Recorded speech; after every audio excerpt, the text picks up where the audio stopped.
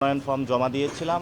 আজকে রায় ঘোষণা হয়েছে। আমাদের জাতীয় নাগরিক পার্টির শাপলা কলিক প্রতীকে নাসিরউদ্দিন পাটোয়ারি ঢাকা ৮-এর জন্য যে মনোনয়ন দাখিল করেছিলেন তা অ্যাকসেপ্টেড হয়েছে। আমরা আল্লাহর দরবারে শুকরিয়া আদায় করি যে আমরা একটি গণতান্ত্রিক পথে উত্তরণ করতে যাচ্ছি। আমরা আশা করি যে ফেব্রুয়ারিতে 12 তারিখে যে ইলেকশনটা হবে এটা সুষ্ঠুভাবে অনুষ্ঠিত হবে। তবে আমাদের কিছু অস্বস্তির জায়গা রয়েছে, যেমন আজকে আমরা দেখলাম যে জাতীয় পার্টির প্রার্থী রয়েছে, পুরো বাংলাদেশের জাতীয় পার্টি প্রার্থী দিচ্ছে, এটা আমাদের একটা অস্বস্তির জায়গা রয়েছে। সাথে সাথে আমরা ব্রিটিশ কলোনিয়াল পিরিয়ডে যেই ধরনের ব্যবস্থাগুলো দেখেছি, কাগজপত্রের আমলাতান্ত্রিক জটিলতা, সেগুলো আমরা দেখেছি। গত 15 বছরে আমাদের তরুণ সমাজকে একটি কথা বলা হয়েছে যে স্মার্ট বাংলাদেশ অর্থাৎ ডিজিটাল বাংলাদেশের আমাদেরকে বলা হয়েছিল, কিন্তু আমরা ডিজিটালে কোনো ছিটেফোঁটাও দেখিনি। সে আমলাতান্ত্রিক জটিলতা প্রাগৈতিহাসিক যুগে যেভাবে কাজ হয়েছে সেইভাবে এখনও কাজ হচ্ছে। আমরা আশা করব ভবিষ্যৎ যারা সরকারে আসবে এবং আমাদের যে নেতৃত্বাধীন যে জোট রয়েছে, সকলে আমরা মিলিয়ে একটি ডিজিটাল বাংলাদেশ উপহার দিব, যাতে এই ধরনের আমলাতান্ত্রিক জটিলতা না থাকে। ইনশাল্লাহ ঢাকা ৮-এ জনগণের যে রায় হবে 12 তারিখে, সে রায়ে ইনশাল্লাহ সবাইকে আমরা আহ্বান জানাচ্ছি শাপলা-কলিকে বিজয় করার জন্য, নতুন বাংলাদেশ গঠন করার জন্য। নিরপেক্ষতা নিয়ে কোনো প্রশ্ন আছে কিনা এই প্রশাসনের? আমরা বিভিন্ন জায়গা থেকে নিরপেক্ষতার কথা শুনছি, এই জায়গাগুলোতে কেমন দেখছেন আর ভবিষ্যতে তাদের কাছে কি কেমন আশা করছেন?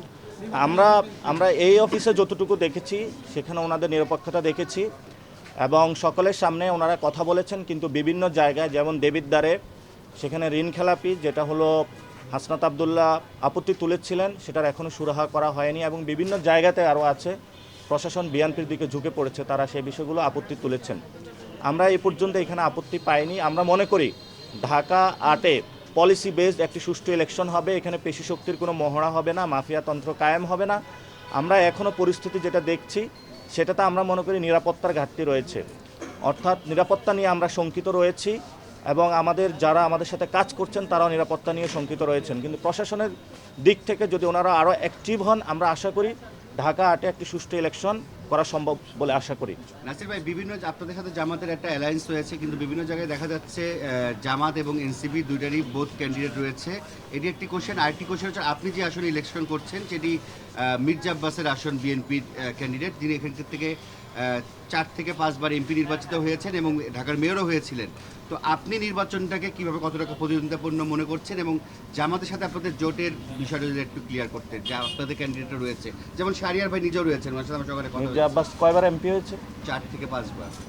আপনি আরেকটু ডেটা ক্যালকুলেশন করে দেখবেন। ওনার জয়ের চেয়ে হলো হারার। ইনশাল্লাহ এবার শাপলা-কলি জয় হবে, আমরা এটা আশা রাখি, সবার উপরে বিশ্বাস রাখি। আর জামায়াত ইসলামের বিভিন্ন জায়গায় তারা প্রার্থিতা দিয়েছেন, ইসলামী আন্দোলনও দিয়েছেন। আমাদের আজকে প্রিলিমিনারি একটি মিটিং রয়েছে কেন্দ্রীয়ভাবে। আশা করি যে কালকে মনোনয়নের যে যাচাই বাছাই এটা কালকেও চলবে, তো সেই ক্ষেত্রে 5 তারিখ পর্যন্ত আমরা আশা করি আমাদের এই বিষয়গুলো সমস্যার সমাধান হয়ে যাবে। ওনাদের যে মনোনয়ন ফর্মগুলো টিকবেন, আমাদের যেগুলো টিকবে, সেগুলো নিয়ে আমরা একটি সুন্দর যাত্রা করে সরকার গঠনের দিকে যেতে পারবো আশা করি। কয়টি আসনে ক্যান্ডিডেট দিয়েছেন এনসিপি? এটা আমরা স্পষ্ট করেছিলাম, আজকে কালকে যাচাইয়ের পরে এটা আসবে। আমাদের টোটাল আমরা 47টা দিয়েছিলাম, এর মধ্যে একটি অ্যাকসেপ্টেড হয়নি, ওনার একটু সময় লেট হয়ে গিয়েছিল, বাকিগুলো অ্যাকসেপ্টেড হয়েছে। কিন্তু যাচাই বাছাইয়ের পরে যখন রেজাল্ট আসবে তারপরে আমরা দেখতে পাবো যে টোটাল কয়টি হয়েছে। অর্থাৎ আমরা এখানে সংখ্যাটা বাড়ানোর চেষ্টা করি নাই, আমাদের কয়টি আসনে ইনশাল্লাহ আমরা জয় ছিনিয়ে নিয়ে আসতে পারবো সেটা চিন্তায় করে দিয়েছি।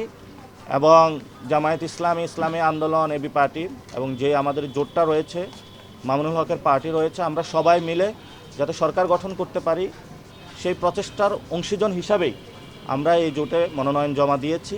এবং যে বিজয়ী আসন হিসাবে আমরা নিয়ে আসতে পারবো, সেখানেও হলো বিজয়ী আসন হিসাবে আমরা বেশি দেখেছি, আমরা সংখ্যা বাড়ানোর চেষ্টা করি নাই।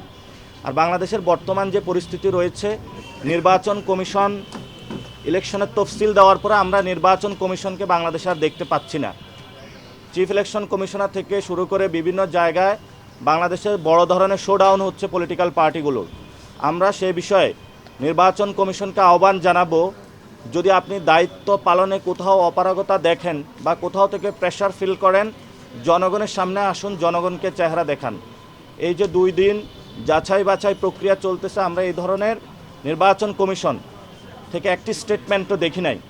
এবং গত এক সপ্তাহে বাংলাদেশে ছবির মহড়া হলো, পোস্টারের মহড়া হলো, সেই বিষয়ে নির্বাচন কমিশনের কোনো পদক্ষেপ আমরা দেখি নাই। বরঞ্চ একজন কমিশনার নিজ থেকে আগ বাড়িয়ে কথা বলেছেন যে নির্বাচন কমিশনের যে বিধিবিধান দিয়েছে সেগুলোর ভায়োলেশন হচ্ছে না।